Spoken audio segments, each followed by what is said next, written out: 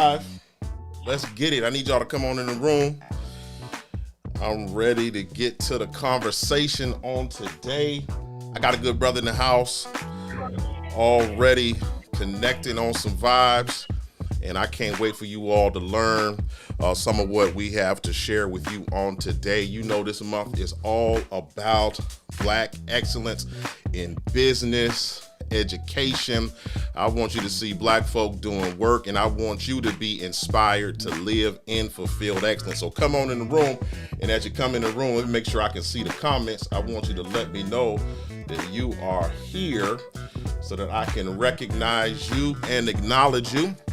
If you're on my personal page, I want to welcome you.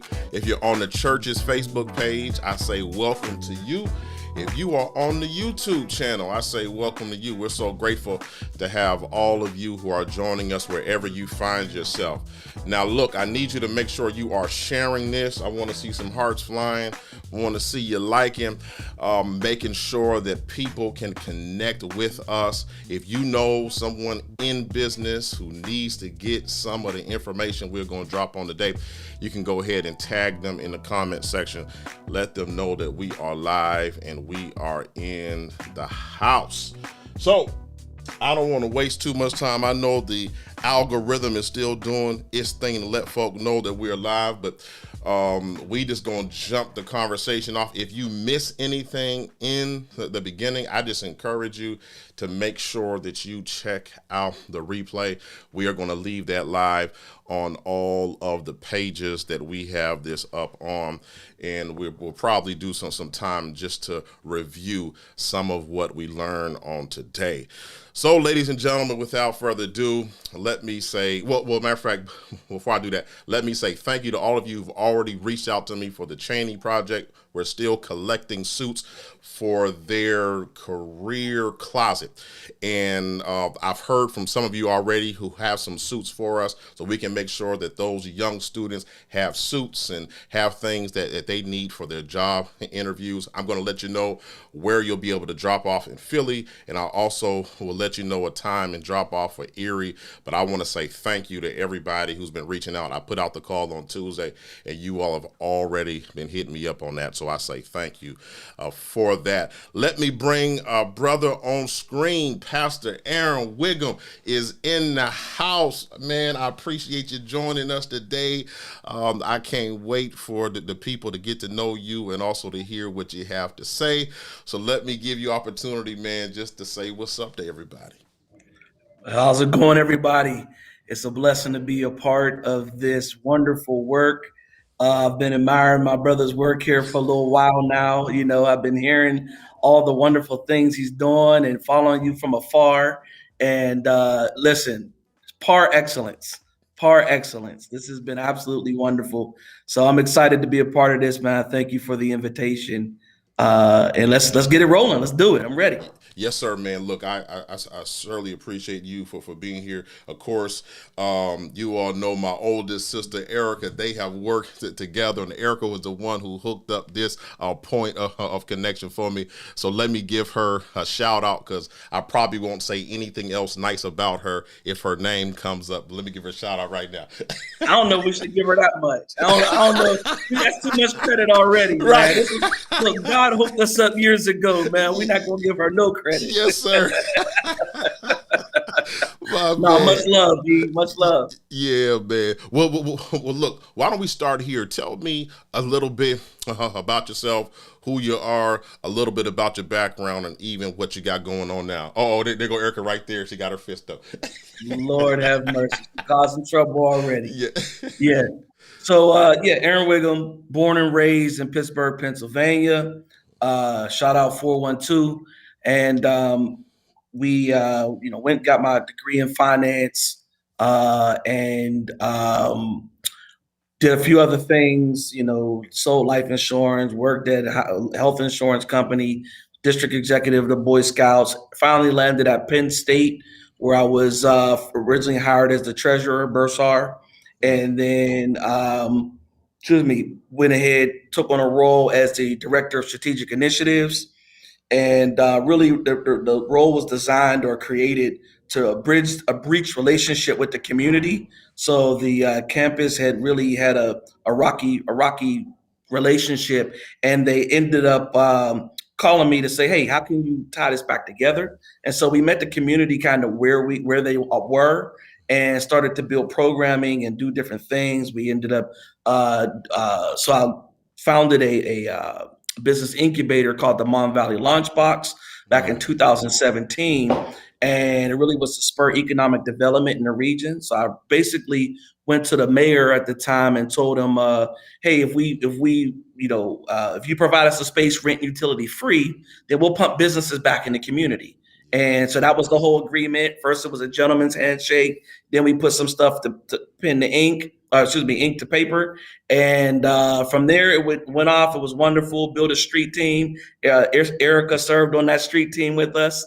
And we started doing turkey drives and toy drives and meeting the community actually where they need it the most. You know about this work. You do it all the time. And then we started to do things like to feature the businesses. We started a series called A Taste of Jazz. And what we did was we got a Grammy Award winning producer who was coming through, man. And I tell you, the way God works is just simply amazing, right? I got a phone call on vacation, my wife and I, and we were on vacation, about to board a cruise liner, and got a phone call. "Hey, Daniel Weatherspoon is looking for a date. He's coming from Cleveland, headed back to DC. Of course, Pittsburgh is right in between the two. And she's like looking for a date, So we talked numbers, got a good number. And I was like, I called one of my partners and called the chancellor. Said, "Wait, what do you think if we threw a jazz event and we featured one of the restaurateurs that's coming through the incubator and have a taste of jazz? We charge the community $15 to come in. They get a concert from a Grammy Award winning producer, and also they get some good victuals, right?" Yeah. And so the room, it literally, Daryl, it was packed out, standing room only, like rave review. We ended up creating a series out of that, which we carried out throughout the next year, and it was just wonderful. And it was all, part of a team effort that we had with the street team and myself to be able to sit back and figure out how we can actually help this community in the way that it needed help the most, which they said the way that they needed help most was through hope. And we created that culture that was very hopeful. As these events started to happen, they were like, "Then we can do this, and then we can do." I'm like, "Hold up, easy now. This ain't So that led to that, and then how I got where I am now. My wife, she was a educational consultant, and one of her clients really pursued her to take on a leadership role here in Tulsa. And so I told her, she came to me. She didn't think I would move. I didn't want to move. I'd never been to Tulsa, never flown over Tulsa. I've never been to Oklahoma, never had a layover in Oklahoma. But when I tell you that we walk by faith and not by sight, I literally had to fly here by faith, never sight unseen. And I told her I would support her wherever she went. And she came here. And so what I did was open up my LinkedIn search. And one of the managing partners of the managing partner of Atento Capital, Mike Bosch, shout out to you, Mike Bosch. He found me on LinkedIn, and within like 2 weeks of when she was being recruited, he said, "Hey man, we really love for you to do that same type of work here in Tulsa. What are you up for the conversation?" And it took a couple months to turn me around, but I had a little talk with Jesus. Yeah. And I told him all about my problems. Right. And he got me right. And it ended up all lining up, and things is just wonderful now, man. Man, that's some good stuff. So give us a sense of what you do now. You're program director, right? Yeah, program director. So there's been a myriad of things that I've done. We came here June of 2020. Since we landed, led a thing called Tulsa Summer Nights, where I was working with college students doing professional development. Ended up standing that up. Then ended up doing what's called Tulsa Service Year, which is providing recent college graduates career experiences here in Tulsa. So I laid out the program for that, stood that up, and then passed it off. And then I got tossed a program called Tulsa's Emerging 100, which is what I'm working on right now. Mm-hmm. And what that is Tulsa's Emerging 100 is an effort to help 100 minority founders start a business in 2021. And so we're doing really well. We just kicked off January 7th.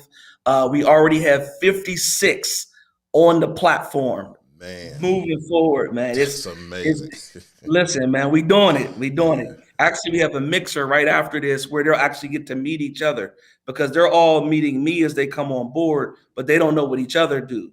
And so we're having that conversation tonight where they all get to kind of meet each other. But we're providing the coaching, the mentoring, one-on-one. So we're using a platform called sky'sthelimit.org. Sky's the Limit has 30,000 entrepreneurs already on it from around the globe. And what they have is a partnership with Goldman Sachs, Accenture,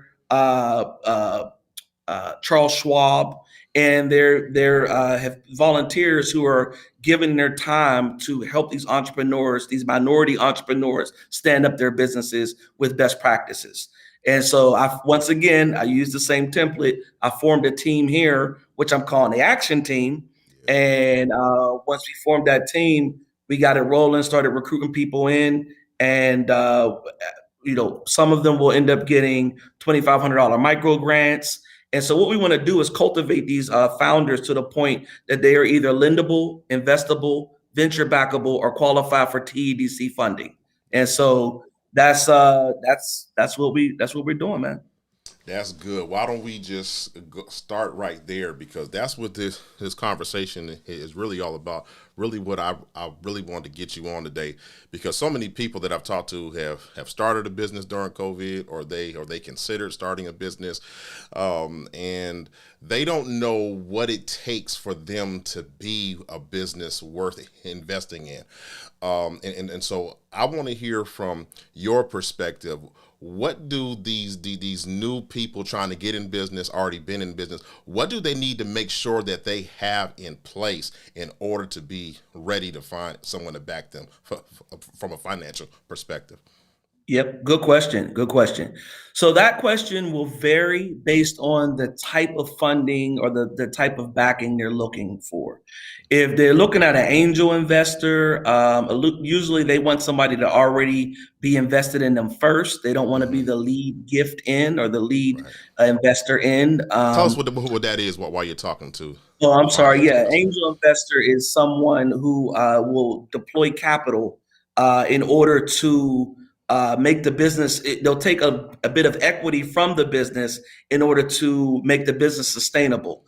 And so when they make the initial investment or they make an investment into the business, they may take a 10% equity of it, and kind of like Shark Tank is an angel investment strategy, right? And sometimes they'll do it where it's a note and there's a time period and then it falls off where you repay that back. Other times they won't do that. They'll stay in business with you and help you, truly gain trajectory. But yeah, so sometimes it depends on if you're talking to an angel versus a VC, a venture capital fund, which will deploy capital. And so, there are VCs that do that have different missions. Okay. And what you want to do is make sure that the VC that you are approaching has the mission. You have to look at their thesis and see if their thesis aligns with the type of work that you're doing. There are VCs that, for instance, one is called Unshackled. And Unshackled, all they do is invest in immigrant founders, right? And so if you're an immigrant founder, you already qualify for the conversation with that VC fund, right? And so you have to look at their thesis and kind of see what is their interest, what are they willing to invest in. A lot of them are tech, and the reason why a lot of them are tech because we know that the world is going digital, right? And so because the world is going digital, everybody's kind of waiting with bated breath to see what that next home run thing is. What is the next DoorDash? What is the next, Uber? What is the next, Chow Now? What is the next, they're waiting to catch that lightning in a bottle. One good one that I use right now is Calendly. Are you familiar with Calendly? Yeah. Oh yeah. Love Calendly. Black guy. It's a black founder. Oh, I didn't And know that. oh, it's a brother, yeah. And Yeah. I think he had don't quote me on, I think he had $100 million exit. Uh, Mm. yeah, I mean he's moving. He's moving. And so that's what everybody's looking. They're looking for their company to come take this investment and 10x, multiply by exponentially by 10. And if they can do that, then everybody wins in a scenario. So that's a little bit about VC versus angel investors and how you would approach them. Do you have anything that you can share on maybe how people can begin the process of trying to find either one?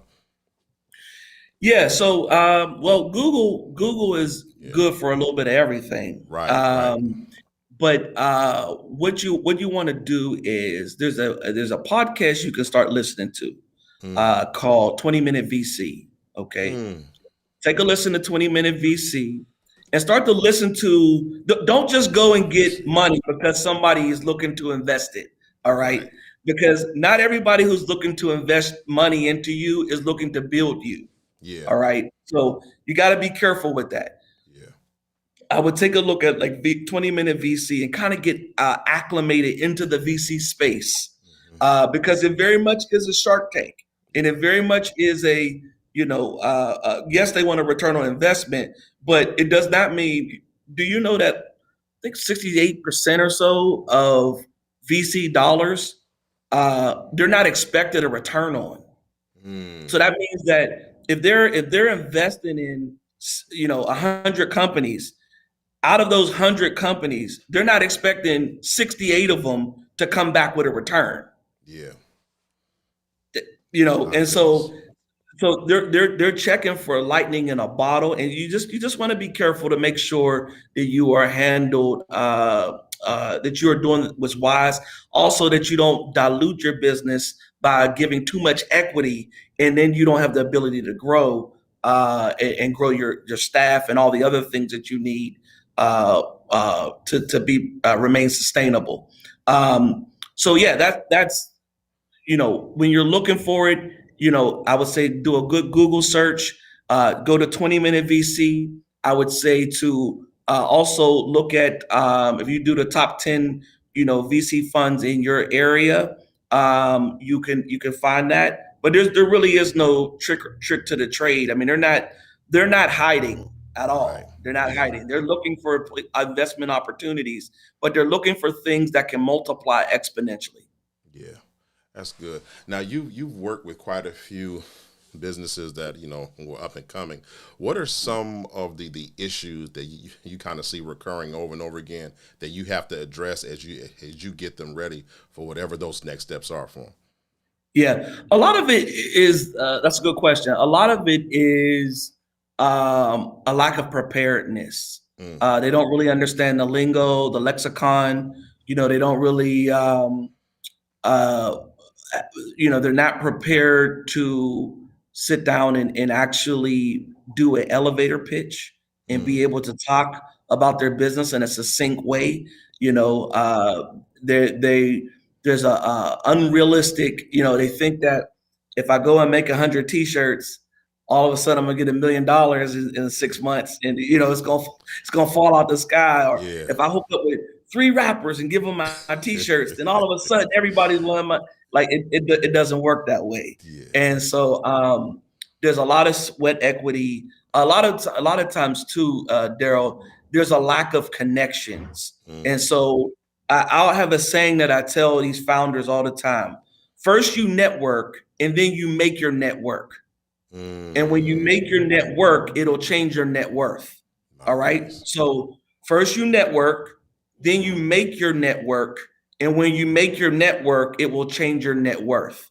And so I kind of tell people that all the time, that you have to put people Give people a chance to help you, and you can't do that. There's a saying in the street that goes, closed mouths don't get fed. Yeah. You can't do that saying, well, I'm just an introverted. Well, introverts ain't gonna be, you have to put yourself in a position to be found, to be discovered, to advance what you're trying to do. If you are trying to grow, some people don't want to grow. They would rather they would rather maintain, and maintenance will only last so long before it turns into tolerance. My goodness, that's good. There's a lot of churches that could use that word, maintenance over ministry. Yeah, listen. Lord have mercy, man. This is some real good stuff. I think you really touched on a point that I've been talking to our church about, and it's the value and the power of relationships. And really having the right people around you, and then also knowing some of the folk that you got to separate from if you want to go to that next level. Can you talk to me about how to navigate different types of people, how to cultivate those relationships to really find those deals or those partnerships, what have you? But how do we navigate in those spaces? Yeah. So I'm talking to the saints we talking to? Both groups. Yeah. There's definitely some saints on here for sure. Okay. We talking to the saints. Yeah. Listen. Okay. So church culture has taught us that everything happens through the church, and has taught us that just say a little prayer and everything will go away. Right. And the Bible talks about not being so heavenly minded, you're no earthly good. And so there is a level of dealing with people here on earth that you have to do in order to make your business successful. If we can even take this to scripture, when Jesus told Peter, after he was washing his nets, and he told him to go back out. We just went all night, right? And we washed my net all night, and we didn't catch nothing. Well, let's go back out. I'm going to preach to the people. After he got done preaching, takes them out a little bit farther. And the Bible says that is a bountiful catch. And then he called for the other boat. The other boat comes, and the two boats come together, and their nets almost break, right? You know the scripture. But it was the togetherness. He never could have handled this by himself. And so you being alone and thinking that, just me and Jesus Jesus put people on earth to be able to help you move forward, move your vision forward, move your processes forward, move your strategies forward. It's not just you and Jesus. He put us here to help one another. Am I my brother's keeper? Right. And so from a business standpoint, that was my churchy response. From a business standpoint, you have to get out and network.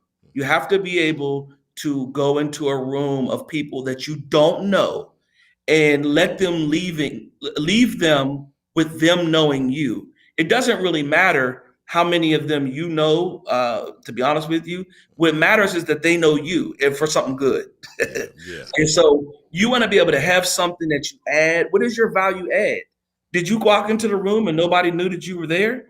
That's not you're not here for that. And so one of the things that I have my mentee who's sitting here, one of my interns who's sitting here, and I tell him all the time, like, let your voice be heard. Don't go through a meeting and nobody heard you speak. Like, have something to contribute, right? So in terms of places you can go, there's all types of young professional things. If there's a young professional, there's all types of there's Toastmasters. I don't know if you are familiar with Toastmasters. But it's a public speaking platform. You can go to Toastmasters. You can go to your local Rotary. You can go to your Chamber of Commerce. You can go to Kiwanis Club, and there's another one that just escaped me. But there's a bunch of different business coalitions that you can go to and you can meet business people who are thinking about productive things, strategies, ways to grow their business, ways to become better assets to the community without looking, sticking out like a sore thumb. Yeah, yeah, no doubt about it. And one of the things that I, kind of hear just in your own story is, just the power of developing those relationships. What you did at Penn State prepared you for where you are now. And, there was some community work involved in that. And then I even hear you talk about how you have someone in the room, you have an intern in the room. And it reminds me, and I was talking to Dave Dix about this on Tuesday, that everything doesn't come along with a paycheck. Sometimes you got to be in a room, you got to be developing a relationship, because you're planting the seed for a harvest that's coming a year from now or 2 years from now. But you got to understand the value of that and know that sometimes I give here, but the return on the investment is coming later. Can you kind of talk about that? Because I think we miss it because we're trying to find that $15 an hour or $20 an hour, but missing that sometimes the value is in the relationship, and if I water the relationship enough, that's going to blow up something even larger in the long run. Yeah.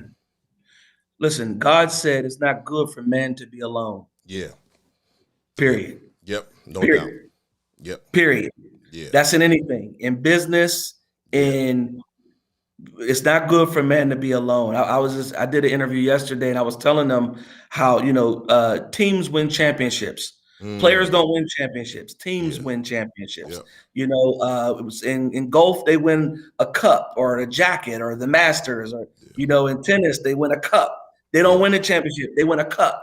Right. Yeah. But in team sports, you win championships. And so it takes a team to do that. And you don't do anything alone. I think that is important for us to really start to understand how we are all put in this ecosystem together. Like what you do well, I need. We were just talking a minute ago, and you were asking me about how the church is going. And I'm looking at you and all this technology and how you just got in right where you fit in. And you got the bottom third, what do they call it? Lower third, the bottom third lined up with my name. And I can't do all this stuff, and I don't want to do it. This is what you do. Yeah. And so the Bible says that each joint supplies. Yeah. You got what I need. I got what you need. And that's the way it all works together. The same way it is in the word is the same way it is in life and in business, especially when these deals are done. I just saw that Jay-Z did a deal with vodka, or one of the liquor makers. And he just did this deal. And they're like, well, what made the deal come about? It He's like, it made sense. They had this. I have culture. They need my culture. I need their ingredients. That's what it is. Right. And they're making billion-dollar deals day in and day out because they understand how to put their resources together, put their pride aside. Goodness. Pride comes before destruction, and a haughty spirit before the fall. They learn how to put their pride aside and say, well, can we win together? And that is really what this all boils down to in any type of business venture. If you're starting a restaurant and you're not a good baker, go link up with someone who can bake. You do all the chicken and ribs and all this other stuff, and let a baker sell his or her cakes and pies. Don't try to make pies if you can't make pies. Right. Don't do it. You about to mess up everything. Because the moment I have your bad pie, I'm not coming back. But if you can partner with somebody and let them, maybe they don't have a storefront, but they have an ability to mass produce their pies or their cakes or whatever. Let them, you pair together, and all of a sudden you got a winning combination. And so nobody wins alone. Nobody does this thing in a silo or in a vapor. We have to make sure that we are aligned, and that there is a mutual. One of the things that I've really been, God has really gifted me with, is creating a win-win atmosphere. Making sure that whatever I'm doing, it is not just win-win, but it's win-win-win. Like they're winning, I'm winning, and the community is winning. Yeah. That's the win. Yep. If I'm winning and they're winning and the community loses, that's not a win. Right. Or if I'm losing and the community and they're winning, that's not a win. But when there's a win three ways, right, then it's a win for everybody. And that's where we really have to make sure that our businesses are geared to solve a problem. What is your thesis? What are you looking to solve? Yeah. And then what are your solutions to solve that problem? And then what are the strategies that you have to go to market with that solution, right? And then how do you work with people who are in the space that need what you have and that you're supplying their need and you need what they have, so they're supplying your need. So that it becomes now a symbiotic relationship. And that's exactly what you want to have in business. It goes back to the law of reciprocity, right? Where there is a give and take both ways. You figure God gives us life and grace, and we give him glory. Yeah. Right. Yep. I've been saying to the church for about 3 months now, God gives us the victory, we give him the glory. Yeah. That's the exchange. Yep.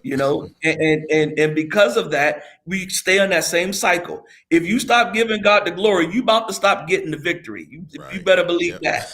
And so there's just the two are one and the same, but the way you live, and this is probably why things have worked out so well, because I'm the same person in a boardroom as I am on the pulpit. It's the same person because the principles are the same. Actually, the world is replicating the Bible's principles. Let me just comment on this real quick. Yeah. You talked about seed and harvest, right? And the power of delayed gratification. Yep. Okay, it ain't coming today. Yep. So just listen. When a farmer plants his seed, when they had the tithe back in the day, okay, in Bible days, they had to give up their livestock, they had to give up their land, right? 10% of your land, 10% of all your increase. So if your 40 cattle had 5 calves, you had to sacrifice them. It with all your increase, it meant everything. And so you had to wait for that cattle to get pregnant again, to have another one, to have true growth. But notice that they had even more. And so just because I tell the church all the time, the seed don't grow in your pocket. The Bible says that he gives seed to the sower. Okay. And seed don't grow in your pocket. If you keep it in your pocket, it's never going to grow. You got to plant it. It's going to take time. It's going to take some work, some sweat equity, some tilling, some watering, some weeding, right? You're going to have to get the things out that's going to take the nutrients away from it. But ultimately, it will reap a harvest. All right. One of my favorite scriptures in the word, Galatians 6:9. Which tells us that we will reap if we faint not. Yeah. We will reap in our due season if we faint not. And so there is just something that really has to take place in order for us to understand the concept of delayed gratification. Just because you drop the seed today doesn't mean you're going to eat tomatoes tomorrow, right? You got to wait for that thing. You got to wait for the seed to go in, to die, and then to become something else. And so that's the same in business. Yeah, man, that's just so much truth packed in what you just said. That's so powerful. Let me ask you this, because I want us to really catch what you were talking about. You were talking about being able to articulate earlier, what your business does. And you were also, even just a minute ago, you talking about being able to identify problems and solve those problems. And one of the questions that I definitely wanted to ask you about was your pitch deck. How can you clearly communicate what your business does and what your business hopes to do, financials for that business. Talk to me about being able to, have that clarity about your business and even the numbers pertaining to your business. Yeah. So there's a few things that they're looking for when you are approaching any type of funding source. So it doesn't have to just be VC. It could be angels. It could be private equity. It could be whatever. Uh, excuse me. So with your pitch deck, you want to make sure that you are, first of all, stating your thesis. Okay. What is the problem? Yeah. Okay. What are you looking to, what's going on that you created this business? Okay. And then so it starts with the problem, excuse me. Then you address that with your thesis. How do you plan to attack this, or what is your train of thought around this idea? Then you start to talk about the solution. So based on this and this, we've come up with this. Okay. And as you roll that, that out, you flesh it out into, one or two slides. Then you want to make sure that you include your total attainable market. Mm. Okay, so you want to be able to look. They call it TAM. You want to how much. So what's the total in the market that is in the market? It may be $30 billion. Okay, and then what's the minimum amount that you think you can get in that space? Yeah. Okay, so you project out, if I do X amount of units at X amount of cost over X amount of time, it will get me to that number, right? And so you want to be able to say, out of the $30 billion, I can get 900 million. There's a potential for 900 million in my space, right? And then, or that my business has in front of it. And then of that 900 million, maybe we get 10% of that, which is 90 million, and you're doing good coming into Yeah. business, right? Yeah. Yeah. And so that's what they're looking at, that breakdown. Then you give, you want to be able to show the product. So let me first say that your pitch deck should not be any more than 12 slides. Mm. I usually tell people 8 to 10. Yeah. Any more than 12, too much. You don't know what you're explaining too much. Yeah. It should be succinct, problem, thesis, solution. Yeah. Okay. And then go into right into what the product does, or what the service does. And then you have a slide that talks about your team, who's doing this with you, or if it's just you, you make yourself credible by saying, I have this from Harvard, I have this from this, and here's how I was able to put this together. And then you have what you're able to walk away with. So like after done all these things, such and such business will be able to serve X amount of people in X amount of spaces and have this type of impact on the community or on the world at large. And if you can summarize those numbers, which it really doesn't take a whole lot. There's one thing I left out of there is the competitor slide. So you need to be able to talk about your space in the marketplace.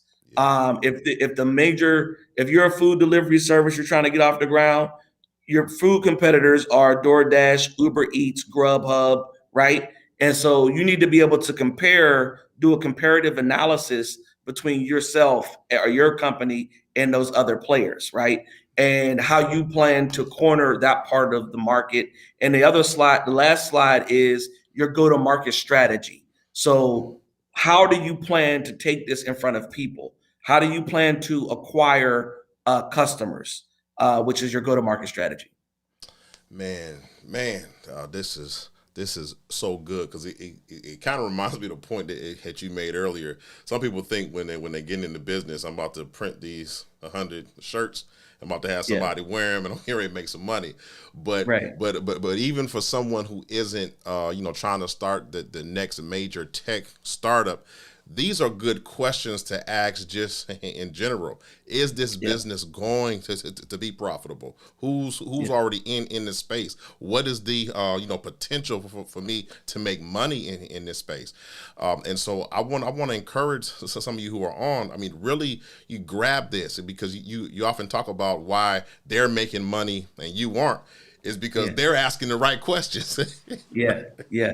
Yeah. And Yes. you bring up a great point, man. When you're looking at, you know, when you're looking at these businesses that are doing well, it's not by accident. Yeah. It's not that Mhm. they may have stumbled in the creation of the business, but Right. what made it grow was not by accident.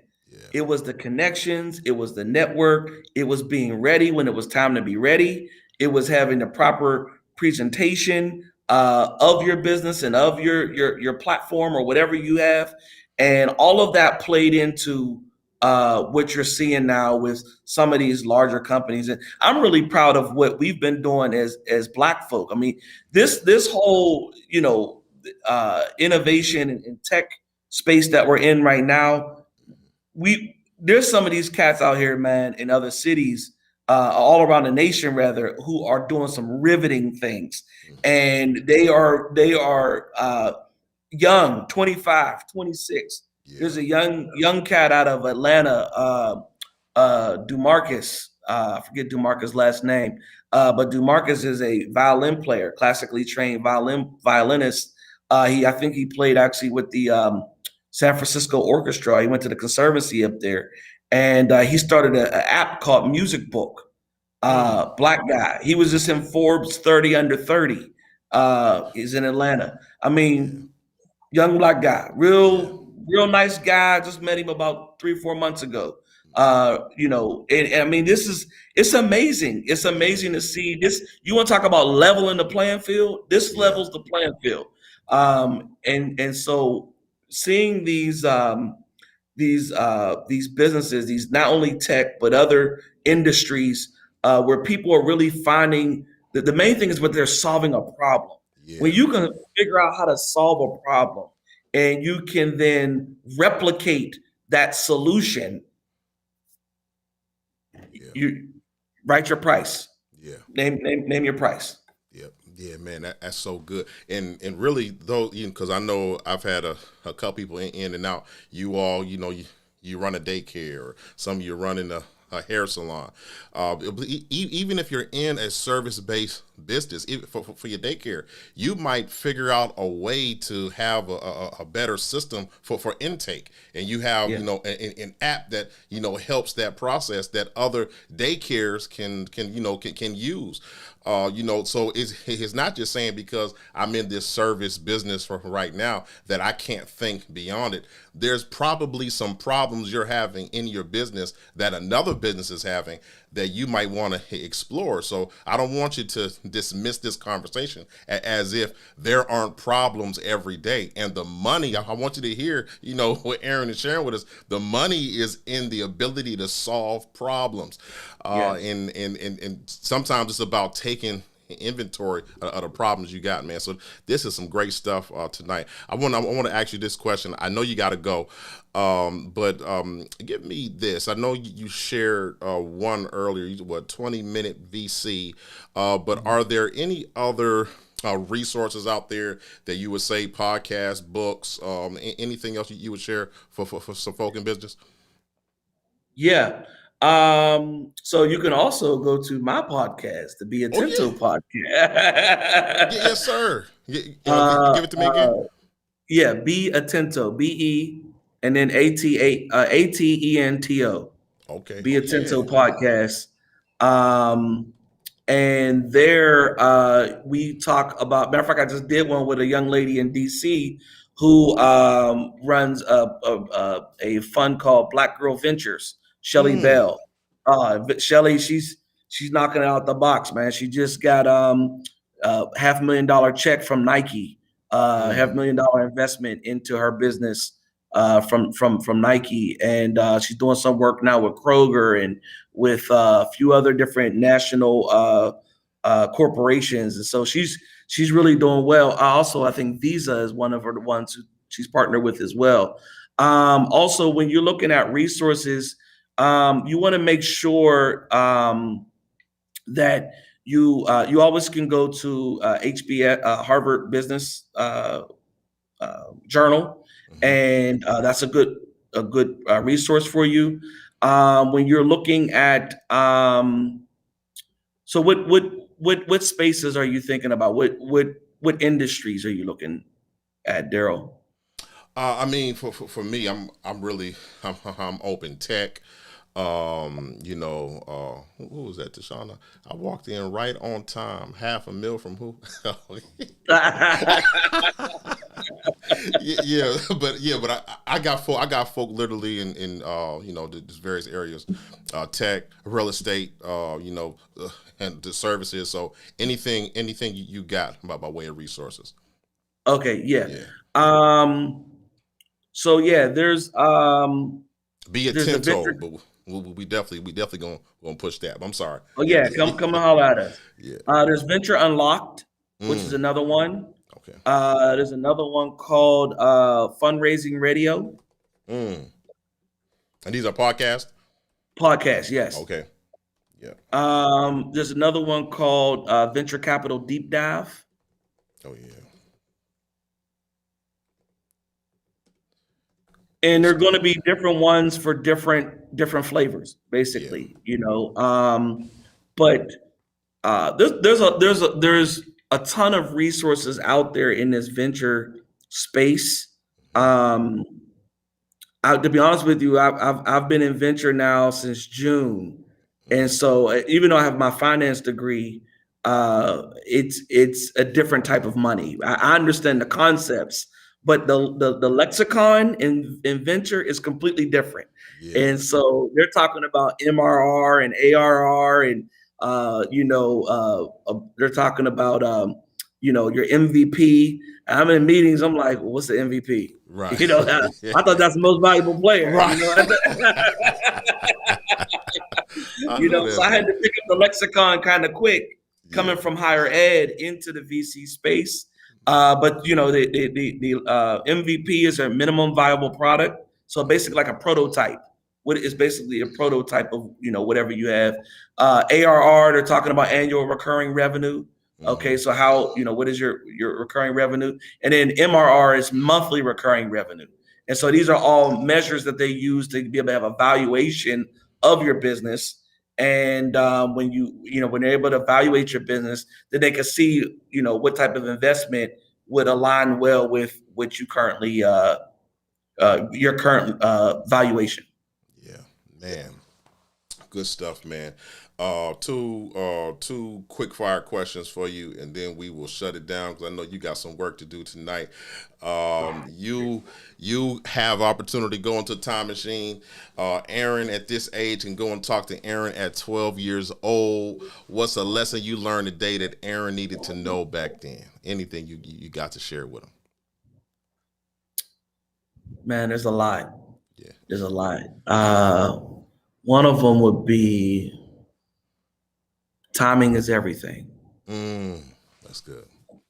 Timing is everything.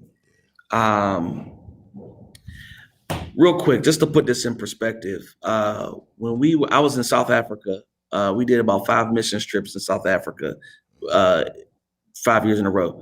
And one of the mission trips, we went to one of the reservations, and while we're on the reservation, they're going around, and the tour guide is telling us the different facts about the animals, right? And I've always been fascinated by National Geographic and all the animals and whatever. And so they got to the African dog, and the one with the cone ears, and they said, they have the best hearing of just about any animal, and it's that's how they use their they pick their prey. And I said, well, what do you mean? And so the man said that the African dog picks his prey by listening to the heartbeat of the animal up to 300 yards away. It can hear a weak heartbeat 300 yards away, 3 football fields away. It can hear. Oh, so and which made me start to think, and I don't want to get too deep on this. Yeah. Which made me start to think, though. Does that mean that does that mean that there is a rhythm of the heartbeats, and that they're all in rhythm, and the one that's out of rhythm is the one that they pursue, Yeah. which took me down a whole nother path when you're talking about being in rhythm with God Yeah. and having His pulse, knowing when you're out of rhythm, you're not in sync with what God is doing, or you're not in sync with what God is doing in the earth right now. Yeah. So that gave me concept. So I would say timing is everything. Timing is everything. And I would say to my 12-year-old self, take more chances. I've always been the type of person that played my cards close to the vest. I would tell myself at 12, take more chances, calculated chances. Yeah. And the last thing I'll probably tell myself at 12 is just trust God no matter what. Like, trust Him blindly, because where you're going, you can't, there's no way you're going to see where He's taking you. So Yeah. just trust Him blindly. Yeah. My goodness, powerful. Last one. You got a dinner for one. Normally I do three, but you got dinner for one. Only one person can sit down, dead or alive. Who you having dinner with tonight and why? I can't get three? Well, yeah, Man, you can. I was just trying to make it so I wasn't using the time. I want to get you to where you're going. But yeah, three. Yeah, give me three. dead or alive. Dead or alive. First, I'm gonna say shout out to my wife. I love you, Yeah. Kathleen. God bless you. Yes, Praise sir. the Lord. Amen. Get it right. Get it right, man. Yeah, I got to go home to her. Yeah. Okay. So let me think. Dead or alive? Three. Can I get five? Let me Yeah. think. All right. Jesus, definitely. Oh yeah. Jesus. Uh,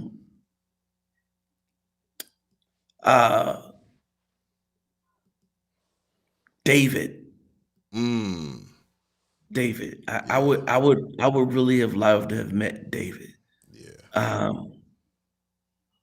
I would say Stevie Wonder. Mm. Uh, huge inspiration in my life. I would say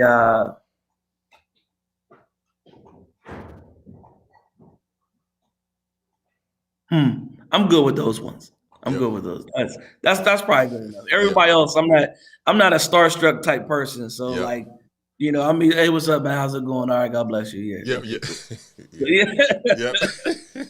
So you got the So white. yeah, You got Stevie. And who's the other one? Stevie, Jesus, Jesus and David. and David. Yeah, Oh David. yeah. That's a Uh, good conversation, man. maybe Noah too. Yeah. I might have to meet Noah like 100 years. Yeah. Whew, 100. I might have to meet Noah. Yeah. Yeah, I'm cool with that though. Jesus, David, Stevie. Yeah. That's a heck of a list for Stevie. No doubt about it. No Yeah, doubt about it. He made that list. That's oh man, that's major. Definitely would be some good dialogue. But look, my brother, absolutely. I appreciate you joining, man. Hopefully we can do this again. Man, I know so many people are blessed, and I see some of you all been kind of bouncing in. They normally, I'm normally on at 7, so some folk didn't get the 6 o'clock memo. Oh, But you all just okay. watch the replay because Yeah, this was some great dialogue, and Aaron, thank you again, Pastor absolutely. Aaron, Doctor Bishop Oh man, get Aaron out of Whigham. here, man. You had it right the first time. You had it right. You had it right Yes, the first sir. time. Man, well, This is a blessing, man. I appreciate it, and I appreciate your hard work, man. I listen. I don't know if anybody's been giving you your flowers, mm, but the work that you've been doing, man, is just par excellence. oh And so, definitely, kudos to you for stepping in. Even when I remember when the whole incident happened up in what's that, Flint, with the water, and you were getting drives together to take water up there, and Oh what I man. mean, like just being a humble servant. I'm watching, man. Yeah, You yeah, never yeah. know who's watching, You man, never and know. so you never know, Yeah. and so you know, you've truly been exemplary of a servant leader, and taking the time, keeping your heart with the people, and that's why God will never leave you without, and you always keep your house filled, because what you're doing for people is life changing, and it's not always the glamorous thing, and it's not always the easy thing, and it's not always. Sometimes you don't even feel like doing it, but you're doing it with a willing heart, and man, blessings to you. Just stay the course. Be not weary. I couldn't remember the whole thing. Be not weary in well doing. Be not weary, man. Don't get tired. Yes, Don't sir. get tired. I know these folk get on your nerves. They're gonna come late. They're gonna leave early. They're gonna leave chips in your car and French fries on the floor. And listen, I get it, but be not weary in well doing, man. For in due season, you're gonna reap. Man, You're gonna reap. It's coming. It's I coming, appreciate, man. man. Blessings to you, man. I appreciate that, brother, man. Right on Absolutely. time, man, and certainly appreciate the love. Definitely feel the same, and I'm looking forward to us getting together again. Yeah. Even if it's not on this, man, I definitely just want to catch up. We got so many connections, man. So definitely Yeah. got to Let's catch do up. it. All right, Let's all do it. right, bro. Absolutely. All I'll let right. you get to work, man. God bless All you. right, all Thanks, right man. now. All Appreciate you. right, All be right. blessed. You Well, too. family, that was Pastor Aaron Whigham, and I'm so grateful to him for being with us. And man, if you missed it, you got to watch the replay. Erica, I see you on. Talk about you better shout out Sister Cat. His wife was the first name he called. The brother is sharp because I think I can't remember the first name I called when I answered that question.